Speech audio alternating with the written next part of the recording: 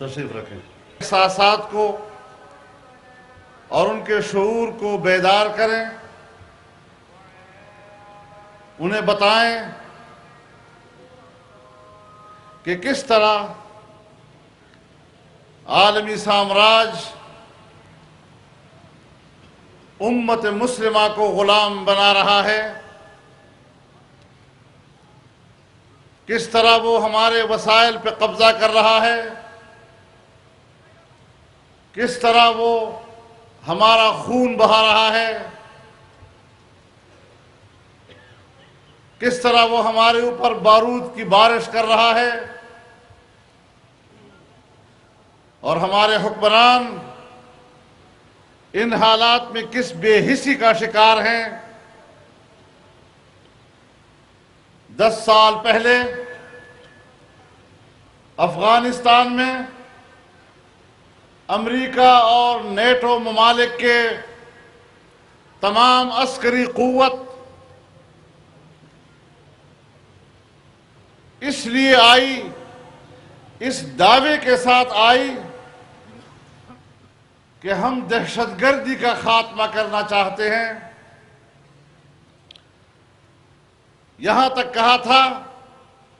کہ ہم 3 مہینے کے اندر افغانستان کی صورتحال پر قابو پائیں گے۔ آج 10 سال کا عرصہ ہو رہا ہے، ہمیں ان سے یہ پوچھنے کا حق حاصل ہے کہ ذرا بتاؤ تو صحیح، 10 سالوں میں تم نے وہ دہشت گردی ختم کر دی؟ 10 سالوں میں تم نے اس دہشت گردی میں کوئی کمی کی، یا یہ کہ جس کو دہشت گردی کہہ کر تم یہاں آئے تھے وہ اس کی شدت میں بھی اضافہ ہو گیا ہے، اس کی وسعت میں بھی اضافہ ہو گیا ہے، کی طرف وہ آگ بڑھی۔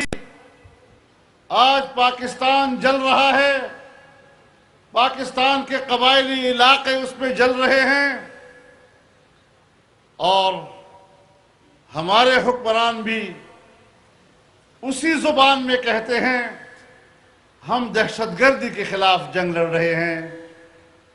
فاٹا کے علاقوں میں ہماری جنگ دہشت گردوں کے خلاف ہے، ہم تو پاکستان کی جنگ لڑ رہے ہیں۔ صاف ظاہر ہے امریکہ بھی کہے کہ ہم دہشت گردی کے خلاف جنگ لڑ رہے ہیں، ہمارے حکمران بھی کہیں کہ ہم دہشت گردی کے خلاف جنگ لڑ رہے ہیں،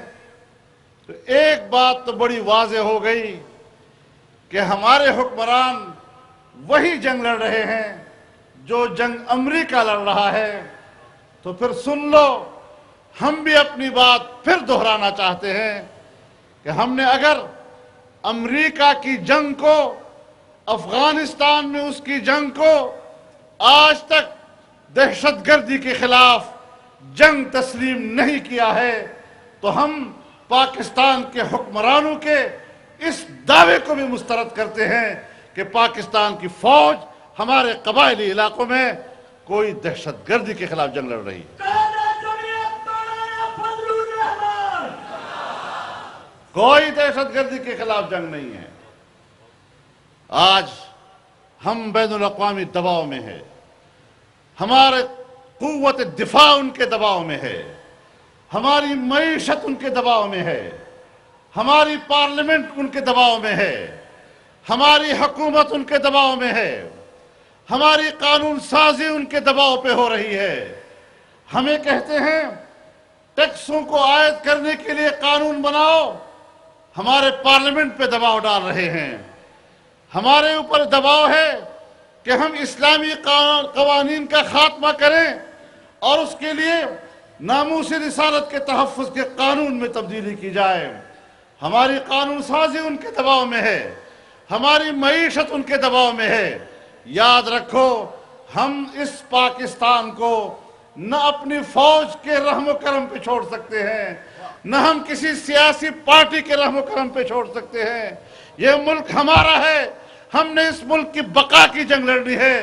ہم نے اس ملک کی آزادی کی جنگ لڑنی ہے، اور ہم نے عوام کو اجاگر کرنا ہے، عوام کو بیدار کرنا ہے کہ اٹھو، اور آج صرف ان حکمرانوں سے نجات کا وقت نہیں، عالمی استعمار امریکہ اور ان کے تمام حواریوں سے آزادی اور نجات کا وقت آ گیا ہے۔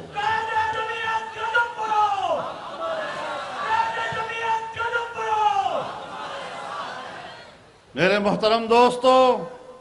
ہم نے اس وقت بھی کہا تھا کہ اب دنیا تقسیم ہو چکی ہے، امت مسلمہ ایک طرف ہے اور اسلامی دنیا کے حکمران ایک طرف ہیں۔ آپ دیکھ رہے ہیں کہ جب عوام کی تائید ختم ہو جاتی ہے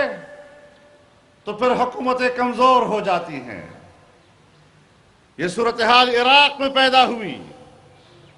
ہمارے حکمرانوں نے کہا افغانستان جانے اور ان کا منہ جانے، عراق جانے اور صدام جانے، لیکن آج 10 سال کا جب عرصہ پورا ہو رہا ہے تو آپ عرب دنیا میں دیکھ رہے ہیں کہ وہاں امریکہ کیا کھیل کھیل رہا ہے۔ ایک نوکر کو ہٹا کر اس کی جگہ دوسرا نوکر لایا جا رہا ہے، ایک غلام کو ہٹا کر اس کی جگہ ایک نئے غلام کو لانے کے منصوبے بن رہے ہیں، اور ایک مرد مجاہد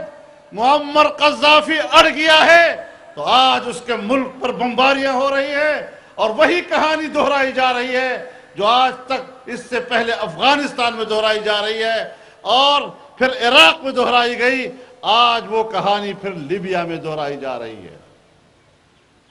لیکن میں اتنا بتا دینا چاہتا ہوں کہ اصل ہدف کیا ہے، اصل مقاصد کیا ہیں۔ یہاں پر انگریز 100 سال حکمران رہا، انگریز کا طریقہ واردات کیا تھا کہ پہلے اس نے اس سرزمین کی معیشت پہ قبضہ کیا، اس سرزمین کے وسائل پر قبضہ کیا، اور وسائل پر قبضہ کرنے کے بعد اس نے مملکت کے اقتدار پر قبضہ کیا، معیشت کے قبضے کے بعد ملک پر اور اس کی سیاست پر قبضہ کرنا، اسی کا نام ہے سامراجیت۔ آج آپ دیکھ رہے ہیں ایشیا کے وسائل پر قبضے کی بات ہو رہی ہے، وسط ایشیا کے معدنی وسائل پر، عرب کے تیل پر قبضہ کرنے کے لیے۔ لیکن آج جس صورتحال کا آغاز مشرق وسطی میں اور عرب دنیا میں ہوا ہے، میں آپ کو بتا دینا چاہتا ہوں کہ یہ وسیع تر اسرائیل کے قیام کے منصوبے کا آغاز ہے، تاکہ اردن اور پورا فلسطین اسرائیل کے حوالے کر دیا جائے اور عرب دنیا کو آپس میں توڑ دیا جائے۔ اور یاد رکھو، جب عرب دنیا ٹوٹے گی تو پھر یہ تقسیم ترکی تک بھی آئے گی، یہ افغانستان تک بھی آئے گی، یہ پاکستان تک بھی آئے گی۔ پوری دنیا کے ممالک کو تقسیم کرنا اور ان کو ٹکڑوں ٹکڑوں میں بانٹنا، یہ اس وقت کے سامراجی اور مغربی سامراج اور امریکی سامراج کا منصوبہ ہے۔ ہم قوم کو آگاہ کرنا چاہتے ہیں، وقت سے پہلے آگاہ کرنا چاہتے ہیں، اور اس بات کے لیے آگاہ کرنا چاہتے ہیں کہ اپنے ملک کے اور اپنے قوم کے اور آنے والی اپنی نسلوں کے